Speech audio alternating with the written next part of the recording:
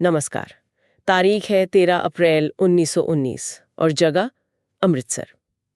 आज हम एक ऐसे सोर्स पर बात करने वाले हैं जो इतिहास की किसी भारी भरकम किताब जैसा नहीं है। ये एक कविता की तरह उस दिन की कहानी कहता है। इसका शीर्षक है echoes of Amritsar, the blood of Jallianwala Bagh. तो आज हमारा मकसद सिर्फ ये दोहराना नहीं है कि क्या हुआ था, वो तो शायद हम सब ने कहीं ना कहीं पढ़ा ही है। हम इस सोच के जरिए ये महसूस करने की कोशिश करेंगे कि जलियांवाला बाग की वो दोपहर असल में कैसी थी। हाँ। वहाँ जो लोग जमा हुए थे, उनके मन में क्या उम्मीदें थीं, और फिर कैसे पल भर में सब कुछ बदल गया। चलिए उस दिन के माहौल में उतर कर देखते हैं। तो सोर्स की शुरुआत होती है एक बहुत ही एक शांत और आम सी तस्वीर से। बैसाखी का दिन था, फसलों का त्योहार, और जलियांवाला बाग में हजारों लोग जमा थे। हाँ, त्योहार का माहौल। बिल्कुल। सोर्स बताता है कि वहाँ हर तरह के लोग थे। कुछ लोग रॉलेट एक्ट के खिलाफ भाषण सुनने आए थे, कुछ परिवार तो बस त्योहार की वजह से घूमने आए थे, और कई बच्चे वो तो बस खेल कूद रहे थे। मतलब एक मेले जैसा माहौल। बिल्कुल, एक मेले जैसा माहौल। और इसी के बीच सोर्स एक लाइन लिखता है जो जो सच में दिल पर लगती है। हवा में उम्मीद थी, डर नहीं। ये बात थोड़ी अजीब लगती है क्योंकि शहर में उस वक्त तनाव तो था, प्रदर्शन हो रहे थे, तो फिर ये उम्मीद किस बात की थी? देखिए, ये बहुत जरूरी बात है। वो उम्मीद किसी राजनीतिक आजादी से ज्यादा एक बेहतर कल की उम्मीद थी। अपने हक के लिए आवाज उठाने की उम्मीद थी। अच्छा। रॉलेट एक्ट जैसे कानूनों ने लोगों को परेशान तो किया था, पर उन्हें कहीं ना कहीं लगता था कि अगर वो शांति से अपनी बात रखेंगे तो हुकूमत सुनेगी। मतलब उन्हें सिस्टम पर थोड़ा भरोसा था। एक तरह से हाँ। और बच्चों और औरतों की मौजूदगी, ये इसी बात का सबसे बड़ा सबूत है।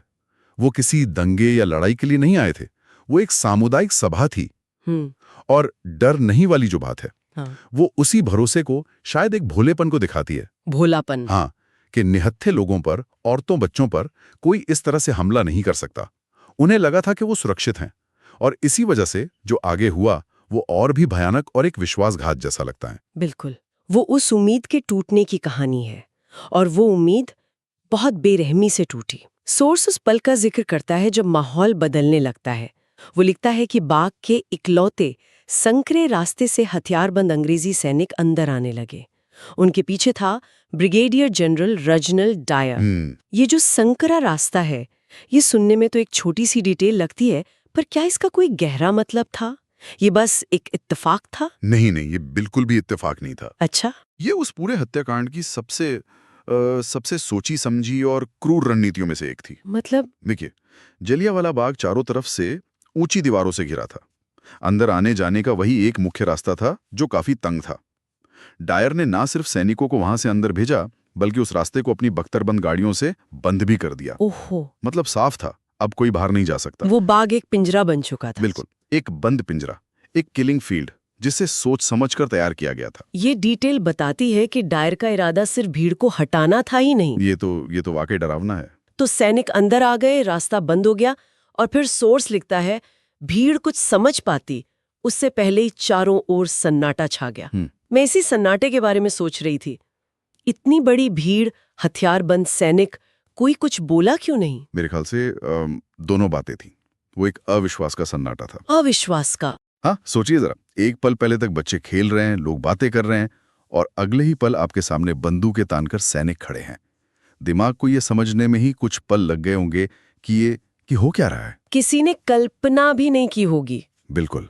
वो खामोशी शायद गोलियों की आवाज से भी ज्यादा भयानक रही होगी, क्योंकि वो उस धोखे का एहसास थी जो उनके साथ होने वाला था। और फिर वो सन्नाटा टूटता है। सोर्स के शब्द हैं, बिना चेतावनी गोलियां चलने लगी। यहाँ रुककर सोचना पड़ता है, कोई चेतावनी नहीं दी गई, भीड़ को हटने का आदेश नहीं दिया, हवा में फायरिंग भी नहीं, कुछ भी नहीं, बस सीधे निहत्थे लोगों पर गोलियां। क्या किसी भी नियम या प्रोटोकॉल के तहत ये जायज था? किसी भी नियम के तहत नहीं। ये साफ तौर पे एक हत्याकांड था, भीड़ पर नियंत्रण की कार्रवाई नहीं। बाद में जब हंटर कमीशन की पूछताछ हुई तो डायर से पूछा गया कि उसने चेतावनी क्यों नहीं दी, और उसका जवाब वो और भी ज्यादा चौंकाने वाला था। क्या कहा उसने? उसने कहा कि ये उसका कर्तव्य नहीं था। वो वहां भीड़ हटाने नहीं, बल्कि पूरे पंजाब में एक नैतिक प्रभाव, एक मॉरल इफेक्ट पैदा करने गया था। नैतिक प्रभाव? लोगों को मारकर। हाँ, वो आतंक का एक ऐसा उदाहरण पेश करना चाहता था कि भविष्य में कोई भी भारतीय ब्रिटिश हुकूमत के खिलाफ सिर उठाने की हिम्मत ना करे। मतलब मकसद सबक सिखाना था। ज्यादा से ज्यादा लोगों को मारकर एक मिसाल कायम करना। और गोलियां तब तक चली जब तक कि वो खत्म नहीं हो गईं। 10 मिनट तक। हाँ, करीब 10 मिनट तक 1650 राउंड फायर किए गए। सोर्स की वो लाइन, चारों तरफ दीवारें थीं और सामने मौत, उस लाचारी को पूरी तरह बयां करती है। कोई रास्ता नहीं था। कोई रास्ता नहीं था, छिपने की कोई जगह नहीं थी, वो बस एक जाल में फंस गए थे। इस भगदड़ और चीख पुकार के बीच सोर्स एक ऐसी जगह पर ध्यान खींचता है जो शायद कुछ लोगों के लिए आखिरी उम्मीद रही होगी। बाग का कुआं। हाँ। लोग गोलियों से बचने के लिए उसमें कूदने लगे। हाँ, और ये उस दिन की त्रासदी का शायद सबसे दर्दनाक प्रतीक है। वो कुआं जो जिंदगी का स्रोत होता है, पानी देता है, उस दिन वो एक सामूहिक कब्र बन गया। जब गोलियां हर तरफ से आ रही थीं, तो लोगों को लगा होगा कि शायद कुएं की गहराई में उन्हें पनाह मिल जाएगी। ये एक बेहद हताशा भरा फैसला था। और सोर्स का जो विवरण है वो दिल दहला देता है। वो लिखता है, एक के ऊपर एक गिरती लाशें, कुआं भर गया पर गोलियां नहीं रुकी। ये कल्पना करना भी बहुत मुश्किल है कि उस कुएं के अंदर क्या मंजर रहा होगा। जो बचने कूदे वो नीचे दबकर मर गए।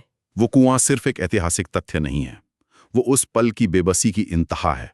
वो हमें यह सवाल पूछने पर मजबूर करता है कि डर इंसान को किस हद तक ले जा सकता है। बाद में कितनी लाशें मिली थी वहां से? बाद में जब कुएं से लाशें निकाली गईं तो 120 से ज्यादा शव मिले। 120? और ये सिर्फ एक आंकड़ा नहीं है, ये 120 कहानियां हैं जो उस कुएं की खामोशी में हमेशा के लिए दफन हो गई। गोलियां रुकने के बाद शाम हो गई। सोर्स कहता है, शाम होते होते बाग शांत था, पर जमीन आजादी की कीमत से लाल हो चुकी थी। और फिर वो आखिरी लाइन कि जलियांवाला बाग अब सिर्फ एक जगह नहीं बल्कि भारत के बलिदान की अमर कहानी बन गया। ये जो अमर कहानी बनने की बात है, इसका असल मतलब क्या था? क्या इस एक घटना ने वाकई कुछ बदला? इसने सब कुछ बदल दिया। सच में? हाँ, ये भारतीय स्वतंत्रता संग्राम का एक टर्निंग पॉइंट था, एक निर्णायक मोड़। इससे पहले तक गांधी जी समेत कई नरम दल के नेताओं को ब्रिटिश न्याय व्यवस्था में थोड़ा बहुत यकीन था। अच्छा? उन्हें लगता था कि याचिकाओं से, शांतिपूर्ण प्रदर्शनों से बात बन जाएगी। इस हत्याकांड ने उस यकीन को हमेशा के लिए तोड़ दिया। इसने अंग्रेजी हुकूमत का असली चेहरा दिखा दिया। बिल्कुल। कि वो कितनी क्रूर हो सकती है। हाँ। तो इसका असर जमीन पर कैसे दिखा? इसका सबसे बड़ा और सीधा असर ये हुआ कि इसने गांधी जी को 1920 में असहयोग आंदोलन शुरू करने के लिए प्रेरित किया। अच्छा, नाम कोऑपरेशन मूवमेंट। भारत का पहला देशव्यापी जन आंदोलन। आप कह सकते हैं कि इस बाग की मिट्टी से ही देशव्यापी असहयोग का बीज फूटा था। इसने समझौते की राजनीति को लगभग खत्म कर दिया और स्वतंत्रता के संघर्ष को और ज्यादा आक्रामक बना दिया। और नौजवानों पर तो इसका बहुत गहरा असर पड़ा होगा। बहुत गहरा। भगत सिंह, वो उस वक्त से 12 साल के थे। बस 12 साल के? हाँ, वो खबर सुनकर स्कूल से भागकर 40 किलोमीटर पैदल चलकर अमृतसर पहुंचे और उस बाग से खून से सनी मिट्टी एक बोतल में भरकर ले आए।